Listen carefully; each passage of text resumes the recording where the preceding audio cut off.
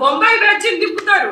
ఏది జిందాల్ విషయం వస్తే, అదాని విషయం వస్తే ఏదో ఎఫ్బిఐ అంటారు, అమెరికా అంటారు. జిందాల్ విషయం మాట్లాడితే జిందాల్ గురించి మీరు చేసింది ఏంది? మీరు చేసిన వాలకంతో 3 ఐపీఎస్ ఆఫీసర్లు సస్పెండ్ అయ్యారు.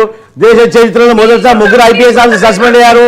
బుద్ధి లేకుండా ఐపీఎస్ ఆఫీసర్ని దొంగలు తీసుకురావడానికి కేవలం ఒక 420 ఏసుకు పంపిస్తారు. మీరు చేసిన కార్యక్రమము మీకు పరిపాలన చేసే చేతకాకనే 11 సీట్లకు కుదించారు. ఇప్పుడు ఆ 11 కూడా ఓడిపోయే పరిస్థితి ఉంది. ఆ 11 మంది కూడా దాంట్లో నుంచి బయటకు వచ్చే అవకాశం ఉంది. అర్థమైందా? మీ జగన్మోహన్ రెడ్డి మొత్తం కనుమరుగయ్యే పరిస్థితి ఉంది. అది చూసుకోండి. మీరు తెలుగుదేశం పైన మాట్లాడే అవకాశం మీకేముంది? తెలుగుదేశం మీద మాట్లాడే ముఖం ఉందా మీకు? మీ పరిపాలన చూసుకోండి. ముందు మీరు 5 సంవత్సరాలు ఏ విధంగా పరిపాలించారు దాన్ని చూసుకోండి.